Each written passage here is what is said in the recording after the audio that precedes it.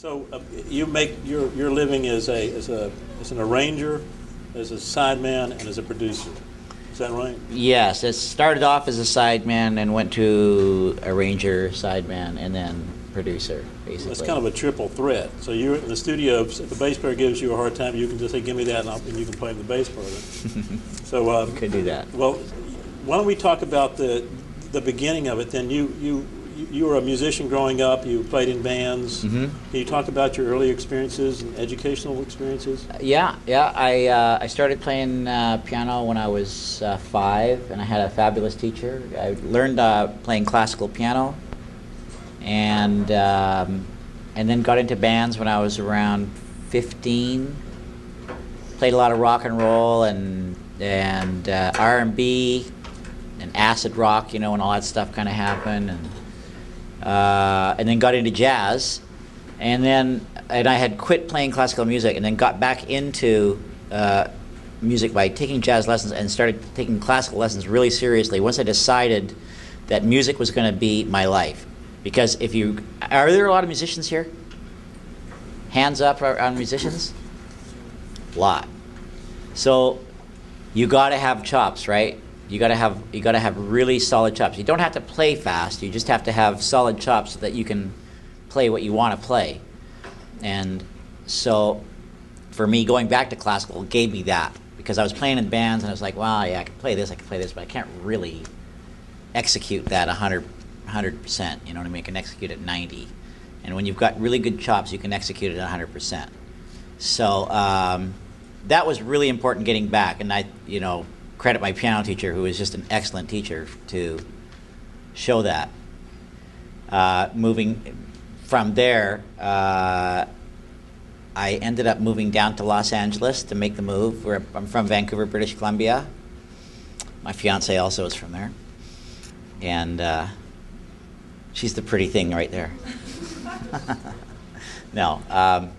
So I moved to Los Angeles to get it going in music, and would play on anything I could. I'd play on demos. I'd play on stuff for nothing in trade for them playing on something of mine.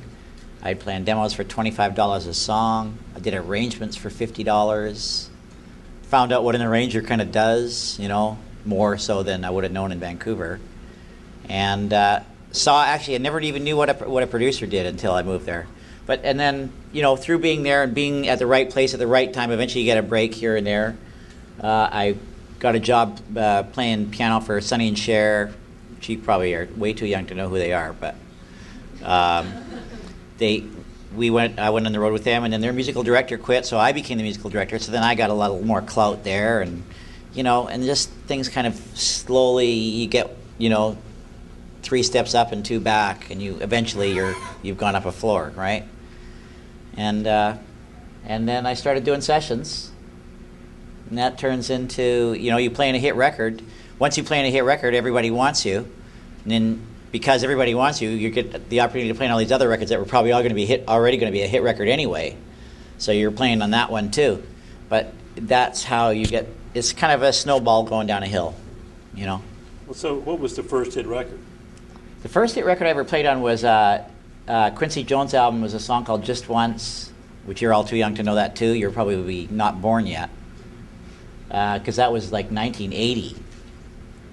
It's probably, you were all born about 1985 or 6 or something, right? Yikes. Well, how did you get the gig playing for Quincy? Oh, well, yeah, sorry. I started writing also in this before then, and I got a publishing deal, and I was writing, and there was some heavy hitter writers in ATV, the publishing company I was signed to. Barry Mann and Cynthia Weil, they go back to the early 60s. Barry Mann wrote You Lost That Love and Feeling. Really? Yeah, brilliant song. And they've written tons of huge hit songs together. And I used to play on their demos up at ATV. And, and then I started writing with Barry. And I played on that Just Once on the demo. Mm-hmm. And so they had all these keyboard players play on it, and Quincy didn't get the feel that he wanted, which he wanted the demo, I guess. And so, as a last resort, they called me in, and I was the right guy because I'd played in the demo, and so it all worked out. And so And then we just went from there. So I got to play in that. And then everybody, you know, if somebody's looking for a good ballad piano player, then they'll look at Quincy Jones's album and say, oh yeah, well we like that song. Oh, that's Robbie Buchanan. Well, let's get that guy. And that's how you get your gigs, right? If you're going to be a session player, that's how you do it. Well, did you know what a big break that was when you were going to having it? Yeah. You did. Yeah, I remember I was in a band and we were signed to Warner Brothers, and we were all aspiring studio musicians. We all wanted to be studio musicians, and nobody was yet. We were all just right before that, right?